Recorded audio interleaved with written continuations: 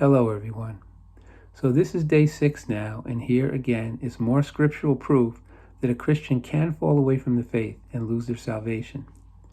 And if you haven't guessed it already, this verse is from yet another letter written by St. Paul, this one written to the Philippians. The verse is from chapter 2, verse 12, and reads as follows: Therefore, my beloved, as you have always obeyed, so now, not only as in my presence, but much more in my absence, work out your own salvation with fear and trembling. Paul refers to the members of the Philippian church here as his beloved. It is evident that the recipients of this letter are believers in Jesus, members of the body of Christ. There's no disputing that. And Paul goes on to say, as you have always obeyed, so now, not only as in my presence, but much more in my absence.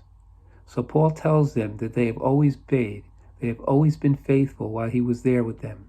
But now that he is no longer present, it is more important and apparently more difficult without him there guiding them on a daily basis to continue to obey and stay true to the faith.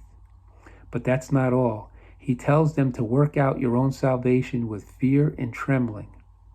It's clear here that obedience is directly related to and critical to their salvation, so much so that Paul tells them they should be fearful to the point of trembling when doing so.